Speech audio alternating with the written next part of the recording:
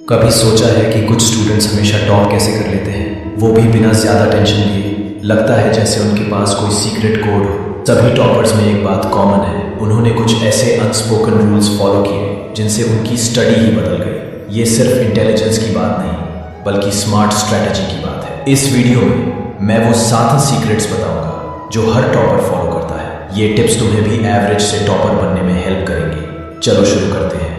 The power of micro study. ज्यादातर student सोचते हैं कि टॉपर बनने के लिए 10-12 घंटे पढ़ना पड़ता है, पर एक टॉपर जानता है कि फोकस जरूरी है, टाइम नहीं। इसलिए वो माइक्रो स्टडीइंग यूज करते हैं। लंबे अनब्रोकन स्टडी सेशंस के बजाय वो अपना टाइम 25 मिनट के फोकस्ड बर्स्ट में तोड़ देते हैं। अपने माइक्रो स्टडीइंग सेशंस के लिए 25 मिनट का टाइमर सेट करो। फोन को दूसरे रूम में रखो। गोल है उस शॉर्ट टाइम में 100 फोकस करना। 25 मिनट के बाद 5 मिनट का ब्रेक लो।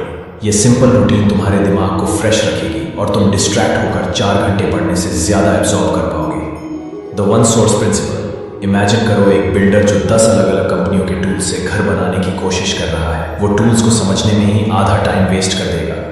पढ़ाई भी ऐसी ही है। टॉपर्स एक बुक से दूसरी बुक या एक यूट्यूब चैनल से दूसरे पर नहीं कूदते। वो एक मेन रिसोर्स चुनते हैं, जैसे NCERT, एक स्पेसिफिक टीचर या एक कोर्स, और उसी पर टिके रहते हैं। इससे कंफ्यूजन खत्म हो जाती है और नॉलेज का एक स्ट्रॉन्ग फाउंडेशन बनता है। इस प्रिंसिपल को फॉलो करने के लिए तुम अपने रिसोर्सेज को क्लासिफाई करो। जैसे मैथ्स के लिए मैं NCERT और एक ऑनलाइन टीचर को फॉलो करूंगा। साइंस के लिए मैं सिर्फ अपनी स्कूल टेक्स्ट बुक पढ़ूंगा।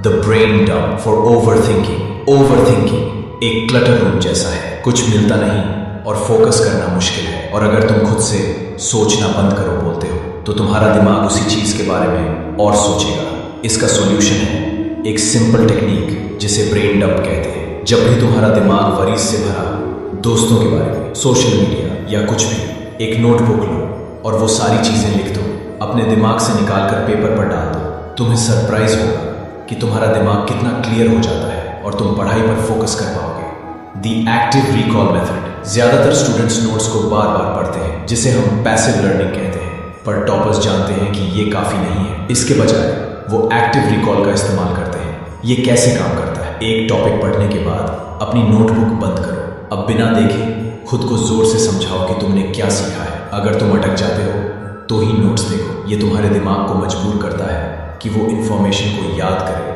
जिससे वो तुम्हारी मेमोरी में मजबूती से बैठ जाती है। The teach to learn principle. ये एक और पावरफुल तरीका है। जब तुम कोई नया कॉन्सेप्ट सीखो तो उसे किसी और को सिखाने की कोशिश करो, चाहे वो कोई दोस्त हो या बस एक ख्याली इंसान। उस कॉन्सेप्ट को सिंपल शब्दों में समझाओ। जब तुम किसी चीज को किसी और को समझाते हो तो तुम्हारी अपनी समझ और भी साफ हो जाती है। अगर तुम उसे आराम से नहीं समझा पा रहे तो इसका मतलब है कि तुम्हें वो कॉन्सेप्ट अभी पूरी तरह से समझ नहीं आया है। द एग्जाम हॉल काम टेक्निक। क्या तुमने कभी एग्जाम में वो ब्लैंक फीलिंग एक्सपीरियंस की है? आंसर याद है पर जुबान पर नहीं आ रहा। ये एग्जाम एंजाइटी है और टॉपर्स को इससे डील करना आता है। पहला, अच्छी नींद। एक फोन बिना चार्ज किए काम नहीं करेगा, तुम्हारा दिमाग भी नहीं। एग्जाम से पहले पूरी नींद लेना बहुत जरूरी है। दूसरा, ब्रीदिंग। अगर तुम्हें एग्जाम में ऐसा लगे तो 30 सेकंड के लिए आंखें बंद करो। सांस लो 4 सेकंड के लिए, 4 सेकंड होल्ड करो और 4 सेकंड में सांस छोड़ो। ये सिंपल एक्सरसाइज तुम्हारा स्ट्रेस कम करेगी और तुम्हें याद किया हुआ सब कुछ रिकॉल करने में मदद करेगी। The silent strategy. ज्यादातर स्टूडेंट्स एग्जाम से पहले एंग्जाइज हो जाते हैं। क्यों? क्योंकि वो दोस्तों से पूछते हैं तेरा कितना सिलेबस हुआ, या फिर सुनते हैं कि उन्होंने तो पूरा सिलेबस खत्म कर लिया।